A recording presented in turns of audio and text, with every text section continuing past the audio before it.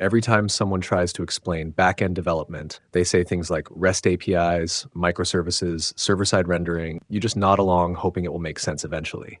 It never does. So, in the next 4 minutes, I'm going to explain exactly how to get into backend from scratch. Let's start with where to actually begin, because this is where most people waste months. You need to pick one language and go deep. The three that make the most sense for backend in 2026 are Python, JavaScript with Node.js, JS, and Java with Spring Boot. Python is cleaner to read, easier to learn, and has frameworks like Fast API and Django used in production at massive scale. Node.js lets you use JavaScript on the back end, which means if you already know some front end, you are not starting from zero. And Java with Spring Boot is the go-to in enterprise companies, slower to learn, but extremely in demand. Once you have your language, the first concept you need to actually understand is how the web communicates. When your app needs data, it sends a request to a server. That request has a method. Get means fetch me something. Post means here is new data. Put means update something. Delete means well delete it.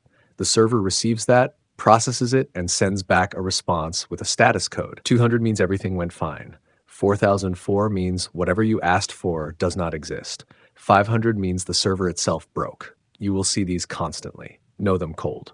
Now, the tool that sits between your language and the web is called a framework. In Python, you have Fast API, which is fast and modern, and Django, which gives you everything out of the box. In Node.js, you have Express, which is minimal and flexible. And in Java, we have Spring Boot, which is the heavyweight champion Big Corpo uses.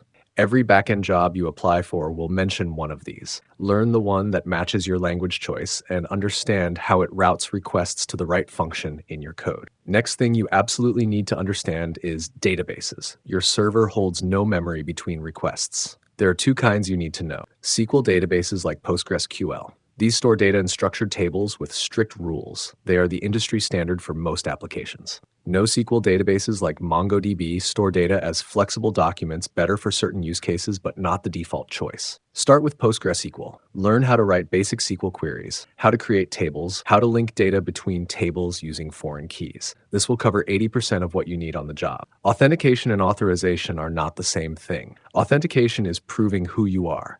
When you log in with your email and password, that is authentication.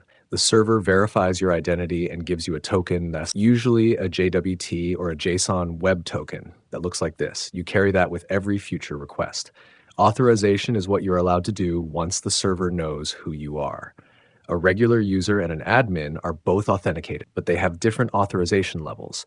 One can delete users, the other cannot. The next concept is APIs. Your backend exposes its functionality through an API, which is just a set of defined endpoints other systems can call. You also need to know that your backend will almost never work in isolation. It will call other APIs constantly: payment processors, email services, authentication providers. Understanding how to send requests to external APIs and handle their responses is a core backend skill that most tutorials skip entirely. Last thing, you need to understand environment variables, error handling, and basic security from the start, not as an afterthought. Never hard-code passwords or API keys in your code. Use environment variables to store sensitive values. Always validate the data coming into your server before trusting it. Always handle errors explicitly so your app does not crash silently. These are not advanced topics. They are fundamentals that separate someone who can follow a tutorial from someone who can actually build something real. So yeah, that's basically all the fundamental knowledge you need for backend development without prior knowledge. We cover simple, funny breakdowns of the tech world. Make sure to subscribe for instant updates.